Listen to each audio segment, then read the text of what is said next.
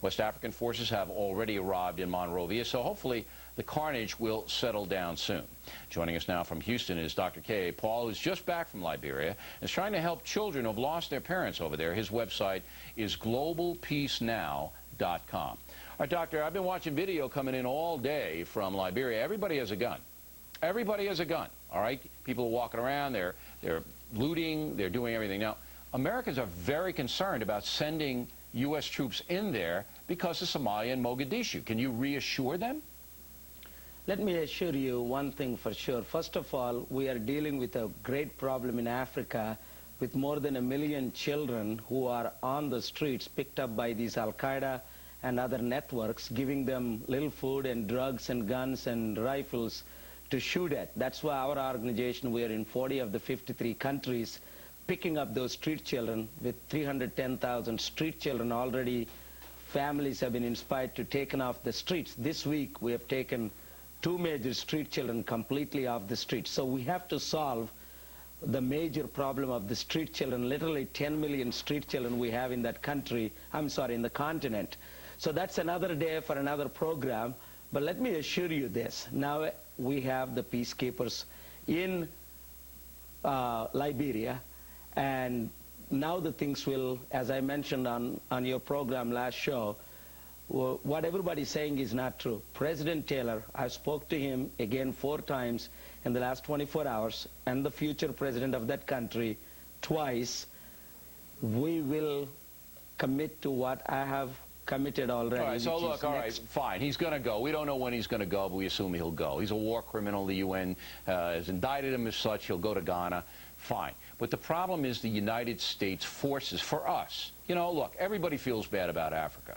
All right, nobody wants kids to be orphans and kids in the street being abused. Nobody wants that. We can't solve that problem. We can't solve it. But we have to protect our people, and now our people are going in there. So what are they going into, Doctor? You were just there. You just came back. What are they stepping into? I've been there for the last 3.5 weeks in and out. I don't think it is Iraq where American troops are going to be killed. You see what happened yesterday and day before yesterday when African troops arrived. They were rejoicing and receiving them. Liberians are very peaceful people. The rebel leaders are the problem. Let me tell you, I've spent days and hours. Matter of fact, I'm the only person dealing with all 5 parties. I got them on their knees, both Muslims and so-called Christians, laid hands. I would say even cast the demons out of some of them. I had even a fight with the general who is killing all, who ordered many of the innocent killings. We have a wonderful time with them, talking to them, praying with them. I can assure you now, I even just spoke to those rebel leaders 30, 40 minutes ago. So they have committed for a ceasefire, which they are observing. So you're telling me that they're not going to shoot at American troops. Nobody's going to shoot at American troops? Everybody's got a gun. Nobody's going to shoot at American troops? Here is, Bill, there will not be any American casualties in Liberia. There will not be, because the both rebel groups and the government forces all have assured me. I know it is a big commitment when I stand on behalf of them. Because you got a lot of thugs running around Monrovia right now, and they're heavily armed. Now, look, I'm hoping you're right. I'm hoping you're right. I don't think Bush has been wrong in being very cautious because of what happened in Somalia. I'll give you the last word. I don't blame President Bush. I believe he should be very careful, especially what is happening even in Iraq. But I think it is a different day, different situation. Now we have ECOWAS troops and a lot of prayer going on, and a lot of things are happening in a positive way. Next Monday, we'll have the president step down and new president sworn in, which I'll be doing the spiritual ceremony of that.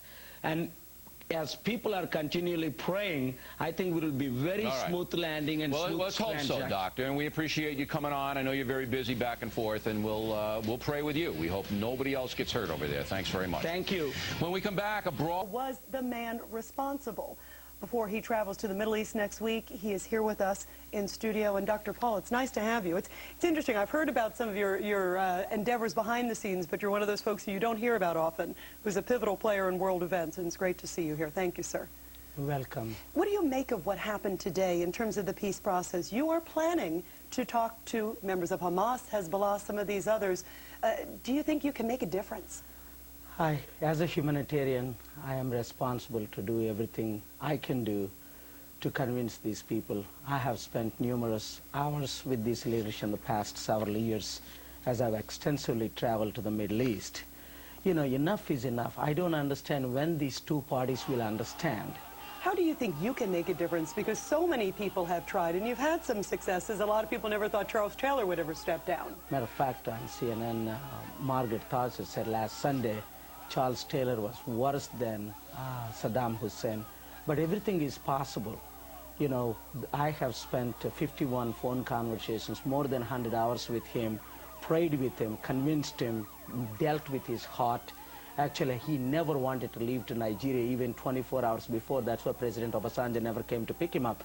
But I said, for the sake of people of Liberia, for the sake of peace, stability, there need to be compromise. And he made a serious compromise by leaving Liberia and going to Nigeria. I believe at the same time, with enough is enough. I told Chairman Arafat year 2000, he said, you would never get a better offer than what Ehud Barak was offering you. And many people say that was the best offer he's ever got. He will never get, and they even said, you will not be even treated as a leader. That's exactly what happened. So what happens now, though, to the peace process? I think there may be a change needed, even in the, just like there is a change in the leadership in Palestine, there may be a personal change needed in the leadership of Israel, in my opinion, because there are some personal grudges between these leadership, and they are taking it to at the cost of innocent lives, and enough is enough. But then what is Israel supposed to do when they have a horrible bombing with 21 people killed on a bus, many civilians? I mean, they have to respond. There is no question in my mind what Israel is trying to do to prevent further attacks are justified. At the same time,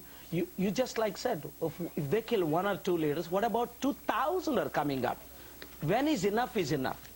Who is paying the price? Innocent people are dying, suffering, Israelis and Palestinians. And it is a difficult situation. You talked about Liberia. I want to get to that before we wrap up. One of the letters, and I think this is fascinating that we got a copy of, this is an unpublished letter that was sent to the New York Times, and I think many people don't realize the role you played with Charles Taylor. You spoke with him. He credited you for stepping down.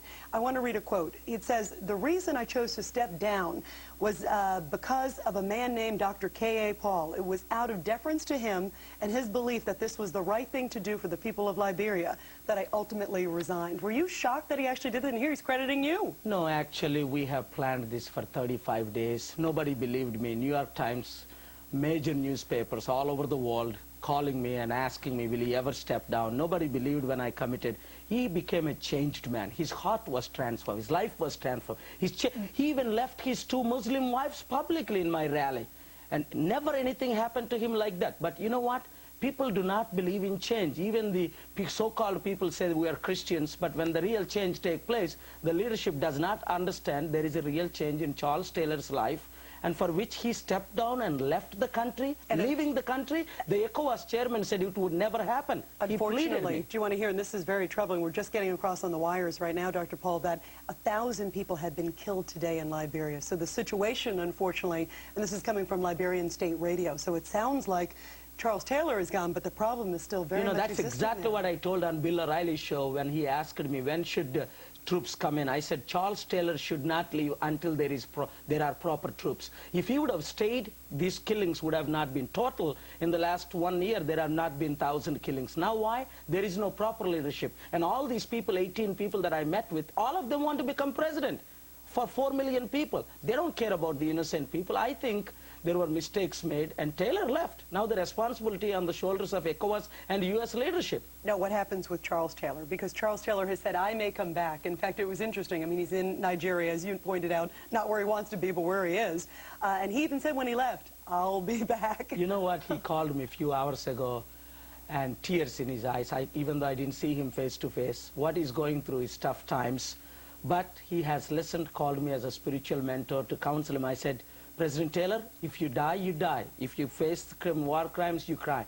But the most important thing to me is now peace in Liberia. And the people are starving and dying, and we as humanitarian organization are asking people to do everything they can to raise some money and to help. Well, we very much applaud your efforts. And in fact, again, as troubling news coming down, we're hearing 1,000 people killed, according to Liberian State Radio. Dr. Paul, thank you very much. We applaud your efforts. And also, if anyone's interested, be sure to visit. You've got a website, www.globalpeacenow.com. And we thank you very much for being here, sir. Thank you. Thank you.